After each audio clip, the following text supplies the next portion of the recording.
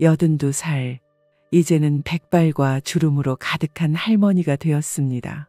세월의 흐름을 거스를 순 없지만 제 마음속엔 여전히 20대 중반의 새색시 모습이 생생합니다. 50년도 더 된 옛날 이야기지만 시집갔던 그날의 기억이 마치 어제 일처럼 선명해요. 남편은 정말 좋은 사람이었어요. 성실하고 부지런한 청년이었죠. 처음 만났을 때부터 그의 따뜻한 미소와 진실된 눈빛에 마음을 빼앗겼어요. 결혼 전 우리는 몇 번의 맞선을 거쳤는데 그때마다 느꼈던 설렘을 아직도 잊을 수 없어요. 부모님의 승낙을 받고 약혼을 하던 날, 남편은 수줍게 제 손을 잡고 평생 당신을 행복하게 해주겠어. 라고 말했어요. 그 순간의 감동이 지금도 가슴 한구석에 따뜻하게 남아 있습니다. 우리의 첫 살림은 정말 초라했어요. 좁디 좁은 단칸방에 낡은 이불 한 채, 조그마한 밥솥과 냄비 몇 개가 전부였죠. 하지만 그 작은 공간은 우리의 사랑으로 가득 찼어요. 밤이면 마주 앉아 오순도순 이야기를 나누며 행복한 미래를 그렸죠. 먹을 것도 입을 것도 넉넉지 않았지만 서로를 향한 사랑만큼은 풍성했어요. 남편은 이른 아침부터 늦은 밤까지 품팔이 일을 했고 저는 집안일을 도맡아 했습니다. 시어머니가 일찍 돌아가셔서 시집살이의 고충은 몰랐지만 가난과의 싸움은 정말 힘들었어요. 하루하루가 버거웠지만 서로를 의지하며 버텼죠. 때로는 산에 가서 나무를 뜯고 시냇가에서 빨래를 하며 살았어요. 지금 생각해보면 그때가 오히려 더 행복했던 것 같아요. 어느 봄날 시냇가에서 빨래하는 제 모습을 보고 남편이 다가와 안아주던 순간이 떠오릅니다. 부끄러우면서도 따뜻했던 그 포옹을 잊을 수 없어요. 남편의 굳은 살 박인 손이 제 등을 토닥이던 그 순간 세상 그 무엇과도 바꿀 수 없는 행복을 느꼈답니다. 우리는 서로를 위해 최선을 다했어요. 남편은 더 나은 삶을 위해 야간학교에 다니며 공부를 했고 저는 집에서 삭바느질을 하며 조금이라도 보탬이 되고자 했죠. 밤늦게 공부를 마치고 돌아온 남편을 위해 따뜻한 국을 끓여놓곤 했어요. 남편은 항상 우리 마누라가 최고야. 라며 제 손을 꼭 잡아주었죠. 그 순간들이 우리에겐 큰 위로와 힘이 되었어요. 세월이 흘러 아이들도 태어났어요.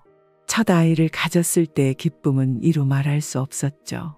하지만 동시에 걱정도 컸어요. 우리의 형편으로 과연 아이를 잘 키울 수 있을까 하는 불안감이 있었거든요. 그래도 남편은 우리가 열심히 살면 되지 않겠어? 라며 저를 안심시켰어요. 아이를 키우는 일은 정말 쉽지 않았어요. 먹을 것이 부족해 아이들 배를 채우기가 힘들었죠. 그래도 자식이 너무나 예쁘고 사랑스러워서 힘든 줄도 몰랐어요. 아이가 첫걸음마를 떼고 첫 마디를 할 때면 눈물이 날 정도로 감격스러웠죠. 고된 하루를 보내고 돌아와 잠든 아이의 얼굴을 볼 때면 모든 피로가 씻은 듯이 사라졌어요. 그렇게 몇 년을 살았을까요? 어느 날 남편이 장사를 해보고 싶다고 했어요. 처음엔 너무 걱정됐어요. 위험 부담도 크고 식구들 먹여 살리느라 모아둔 돈도 없는데 말이에요. 하지만 남편의 간절한 눈빛을 보니 마음이 흔들리더라고요. 그렇게 우리는 작은 족발집을 시작하게 되었어요. 좁디 좁은 방에서 바닥에 앉아 불판 위에서 족발을 삶았어요. 재료 다듬고 양념 만드느라 손이 다 닳도록 일했죠. 남편은 족발을 삶고 저는 반찬을 만들고 서빙을 했어요. 힘들었지만 우리 부부가 함께 일한다는 게 즐거웠어요. 처음엔 정말 힘들었어요. 손님이 거의 없어서 하루 종일 문을 열어놓고 기다려도 헛일이었죠. 남편과 마주 앉아 한숨만 내쉬며 눈물 흘리기도 했어요. 밤새 준비한 음식들을 그대로 버려야 할 때면 가슴이 찢어지는 것 같았죠. 하지만 우리는 포기하지 않았어요. 더 맛있는 족발을 만들기 위해 끊임없이 노력했죠. 좋은 재료를 구하려고 새벽부터 일어나 먼 시장까지 다녔어요. 양념 배합, 삶는 시간, 불 조절까지 연구하고 또 연구했죠. 손님 한 분 한 분의 의견을 귀담아 들으며 맛을 개선해 나갔어요. 우리의 정성이 통했는지 조금씩 손님들이 늘어나기 시작했어요. 처음엔 동네 사람들이 호기심에 왔다가 맛있다며 입소문을 내기 시작했죠. 이 집 족발 맛있더라는 소문이 퍼지면서 단골 손님도 생겼어요. 어느새 멀리서도 일부러 우리 족발을 먹으러 오는 손님들이 생겼답니다. 장사가 잘 되기 시작하면서 하루 종일 쉴 틈이 없었어요. 주문받고 음식 만들고 서빙하느라 정신없이 바빴죠. 하지만 그 바쁨이 또 얼마나 감사하고 행복했는지 몰라요. 우리가 정성껏 만든 음식을 맛있게 드시는 손님들을 보면 모든 피로가 싹 가시는 것 같았어요. 10년 가까이 그렇게 열심히 일했어요. 족발집이 번창하면서 우리 살림살이도 나아졌죠. 처음으로 제대로 된 집을 장만할 수 있었어요. 방 3개의 거실도 있는 집으로 이사를 갔을 때 얼마나 기뻤는지 몰라요. 아이들도 각자 방을 갖게 되어 좋아했죠. 드디어 우리는 큰 가게로 확장할 수 있게 되었어요. 2층짜리 건물을 통째로 사서 본격적인 사업을 시작했죠. 1층은 넓은 홀과 주방으로, 2층은 가족이 살 수 있는 공간으로 꾸몄어요. 직원도 여럿 고용하고 메뉴도 다양화했어요. 족발 외에도 보쌈, 편육, 순대 등 여러 가지 메뉴를 추가했죠. 그때가 우리 인생의 전성기였던 것 같아요. 가게는 늘 손님들로 북적였고 매출도 날로 늘어갔어요. 아이들도 무럭무럭 자라 대학에 가고 취직도 하고 우리의 노력이 결실을 맺는 듯했죠. 남편과 저는 서로를 바라보며 뿌듯해했어요. 여보, 우리가 해냈어요. 라고 말하던 남편의 얼굴에 자부심이 가득했죠. 하지만 행복도 잠시 갑자기 남편의 건강에 적신호가 왔어요. 어느 날 가게에서 일하다가 갑자기 쓰러진 거예요. 병원에 실려가 검사를 받아보니 심근경색이었어요. 의사 선생님은 평소 과로가 쌓여 이런 일이 발생했다고 하더라고요. 남편은 결국 그렇게 세상을 떠나고 말았어요. 순간 온 세상이 무너지는 것 같았어요. 제 인생의 반려자이자 든든한 버팀목이었던 사람이 갑자기 사라져버린 거예요. 장례를 치르고 난 뒤 한동안은 멍하니 지냈어요. 매일 울기만 했죠.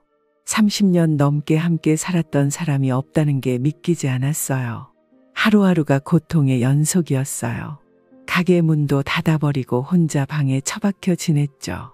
밥도 제대로 못 먹고 잠도 설쳤어요. 남편과의 추억들이 파도처럼 밀려와 가슴을 아프게 했죠. 아이들이 걱정되어 찾아왔지만 저는 그저 누워만 있었어요. 그러던 어느 날 문득 정신이 들더라고요. 남편과의 추억이 주마등처럼 스쳐 지나가면서 그가 생전에 늘 하던 말이 떠올랐어요. 우리 족발집이 내 인생의 자랑이고 보람이야. 당신과 함께 일군 이 일이 너무 고맙고 대견해. 그 말을 떠올리니 갑자기 정신이 번쩍 들었어요. 남편과 함께 피땀 흘려 일궈온 이 가게를 이대로 포기할 순 없다는 생각이 들었어요. 제가 끝까지 지켜내야만 했죠. 그래서 마음을 다잡고 다시 가게 문을 열었어요. 남편 생각하며 이를 악물고 일했죠. 남편이 하던 일까지 제가 도맡아 했어요. 처음엔 힘들었지만 점차 적응해 갔어요. 손님들도 위로해 주시고 응원해 주셔서 큰 힘이 됐죠. 사장님 힘내세요. 우리가 있잖아요. 라는 말에 눈물이 났어요. 직원들도 저를 많이 도와줬어요. 그들도 남편을 그리워하며 더 열심히 일했죠. 사장님 걱정 마세요. 우리가 여기 있잖아요. 이 말에 얼마나 위로를 받았는지 몰라요. 그들의 도움으로 조금씩 안정을 찾아갔죠. 시간이 흘러 아들이 대학을 졸업하고 취직을 했어요. 주말마다 가게에 와서 일을 도와주곤 했죠. 처음엔 서툴렀지만 점차 요령을 터득해 갔어요. 아들이 가게 일을 돕는 모습을 보면 남편 생각이 나서 가슴이 아팠지만 한편으론 대견하기도 했어요. 어느 날 아들이 진지한 표정으로 저를 불러 앉혔어요. 어머니, 제가 회사를 그만두고 족발집을 물려받고 싶어요. 아버지와 어머니가 평생 일군 이 가게를 제가 이어가고 싶습니다. 그 말을 듣는 순간 복잡한 감정이 밀려왔어요. 기쁨과 걱정 그리고 아쉬움이 뒤섞였죠. 한편으론 아들이 가업을 잇겠다는 게 대견했어요. 우리 부부가 평생 일군 사업을 자식이 이어간다는 게 얼마나 가슴 뿌듯한 일인지 몰라요. 하지만 다른 한편으론 걱정도 되더라고요. 아들이 아직 장사에 미숙한데 잘해낼 수 있을까? 어려움은 없을까 하는 생각이 들었죠. 고민 끝에 결국 아들에게 가게를 물려주기로 했어요. 아들과 며느리의 간절한 눈빛을 보니 거절할 수가 없더라고요. 그리고 저도 이제 나이가 들어 몸이 예전 같지 않았거든요. 쉬고 싶은 마음도 있었죠. 가게를 물려줄 때 아들 내외에게 당부를 많이 했어요. 우리가 30년 넘게 장사하면서 겪은 노하우를 하나하나 알려줬죠. 식재료 관리하는 법, 손님 응대하는 방법, 위생관리 요령 등을 낱낱이 가르쳐줬어요. 무엇보다 항상 정직하게 성실하게 일해라. 그게 장사의 기본이다. 라고 강조했죠. 그렇게 가게를 물려주고 난 뒤 저는 한동안 편하게 쉬었어요. 평생 처음으로 여유를 가지게 된 거죠. 친구들도 만나고 여행도 다니고 그동안 하지 못했던 일들을 하며 즐겁게 지냈어요. 가끔 가게에 들러 손님들과 이야기도 나누고 아들 내외를 격려해주곤 했죠. 하지만 행복도 잠시 뜻하지 않은 일이 벌어졌어요. 어느 날 갑자기 며느리가 저를 찾아와 충격적인 말을 했어요. 어머니, 이제 가게에서 나가주셨으면 해요. 어머니가 계시니까 젊은 손님들이 불편해하세요. 그 말을 듣는 순간 온몸에 힘이 빠지는 것 같았어요. 처음엔 농담인 줄 알았어요. 하지만 며느리의 차가운 눈빛을 보니 진심이더라고요. 아들을 찾아가 물어보니 아들도 며느리 편이었어요. 엄마, 이제 우리가 가게를 운영하는 거예요. 엄마는 이제 편하게 쉬세요. 그 말에 가슴이 찢어지는 것 같았어요. 평생을 바쳐 일군 가게에서 쫓겨나다니 이게 현실이란 말인가 싶었어요. 더구나 그 말을 하는 게 제 자식이라니 너무나 억울하고 분해서 그 자리에서 쓰러질 것만 같았어요. 이 망측한 것들아. 저도 모르게 소리를 지르고 말았어요. 하지만 아들은 오히려 저를 나무라더군요. 엄마, 왜 며느리한테 그래요? 이제 우리 가게예요. 엄마는 그만 물러나세요. 그 말을 듣는 순간 제 가슴에 큰 구멍이 뚫린 것만 같았어요. 며칠 동안 잠도 못 자고 밥도 못 먹었어요. 30년 넘게 일군 가게에서 그것도 제 자식들에 의해 쫓겨난다니 이게 꿈인지 생시인지 분간이 가지 않았어요. 남편이 살아있었다면 이런 일은 없었을 거라는 생각에 더욱 서러웠죠. 결국 저는 짐을 싸들고 가게를 나왔어요. 갈 곳이 없어 며칠은 찜질방에서 지냈어요. 딱히 돈도 없었고 친구들에게 부끄러워 연락할 수도 없었죠. 평생 자식 뒷바라지하고 가게 일에만 매달리다 보니 제 명의로 된 재산이라곤 없었거든요. 그렇게 며칠을 떠돌다 결국 도시를 떠나기로 했어요. 더는 이곳에 있을 수 없다는 생각이 들더라고요. 아는 사람들을 마주치는 것도 두려웠고 무엇보다 가게 앞을 지나칠 때마다 가슴이 찢어지는 것 같았거든요. 버스를 타고 정처 없이 떠났어요. 어디로 가는지도 모른 채 그저 멀리 가고 싶었죠. 창밖으로 스쳐 지나가는 풍경을 보며 한없이 눈물만 흘렸어요. 내 인생이 어쩌다 이 지경이 되었나 싶어 한숨만 나왔죠. 몇 시간을 달렸을까? 어느 산골 마을에 도착했어요. 그곳에서 내려 걸음을 옮기다 보니 산 중턱에 폐가를 발견했어요. 아무도 찾지 않는 외딴 곳이었죠. 그 순간 여기서 살아야겠다는 생각이 들었어요. 세상과 단절된 채 혼자 조용히 살고 싶었거든요. 폐가를 정리하고 그곳에서 살기 시작했어요. 처음엔 정말 힘들었어요. 깨끗한 물도 없고 전기도 들어오지 않았죠. 겨울엔 추위에 떨었고 여름엔 온갖 벌레와 싸워야 했어요. 하지만 그런 고생이 오히려 위안이 되더라고요. 육체적 고통이 마음의 아픔을 잊게 해주는 것 같았거든요. 시간이 지나면서 조금씩 적응해 갔어요. 텃밭을 일구어 채소도 기르고 계곡에서 물고기도 잡았죠. 산나물을 뜯어 반찬도 만들고 마을에 내려가 필요한 물건들을 사오기도 했어요. 그렇게 자급자족하는 생활에 점차 익숙해져 갔죠. 세속에서 멀어지니 마음은 오히려 편해지더라고요. 매일 새들의 지저귐을 들으며 넓은 하늘을 바라보는 게 위안이 됐어요. 밤하늘의 별들을 보며 지난 인생을 되돌아보기도 했죠. 자연 속에서 작은 생명들과 더불어 사는 게 오히려 행복하게 느껴졌어요. 물론 외로움이 찾아올 때도 있었어요. 특히 밤이면 남편 생각, 자식 생각에 눈물을 흘리기도 했죠. 하지만 그럴 때마다 이것도 내 인생의 한 부분이구나라고 생각하며 스스로를 위로했어요. 그렇게 세월이 흘러 어느새 제 나이가 80을 넘겼어요. 주름진 얼굴에 백발이 성성해졌지만 마음만큼은 한결 평온해졌답니다. 지나온 삶을 돌아보니 후회스러운 일도 있었지만 제 나름대로 열심히 살았다는 생각에 뿌듯했어요. 하루는 텃밭에서 일을 하고 있는데 멀리서 누군가 제 이름을 부르는 소리가 들렸어요. 고개를 들어보니 한 젊은 남자가 저를 향해 걸어오고 있더군요. 가까이 다가오자 그 얼굴이 낯익었어요. 바로 제 손주 영수였어요. 순간 눈앞이 흐려지며 온갖 감정이 복받쳐 올랐어요.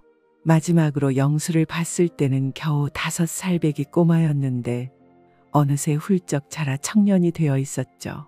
할머니, 영수가 떨리는 목소리로 부르자 저도 모르게 눈물이 흘렀어요. 영수는 제 앞에 무릎을 꿇고 고개를 숙였어요. 할머니, 정말 죄송합니다.